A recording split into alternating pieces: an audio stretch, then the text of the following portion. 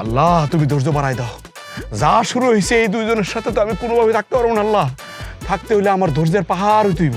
আমার ধৈর্য বাড়াই দাও, বাড়াই দাও, বাড়াই দাও। আচ্ছা ঠিক আছে বউ, বুঝছি বুঝছি বুঝছি। তোমরা দুইজন যে আমার আম কাইটটা খাওয়াবো না আমি বুঝে গেছি। আম কাইটটা দেওয়া লাগবে না, আমি তুমগোর মতো সবাই খামো। দাও বউ। আম কই? আম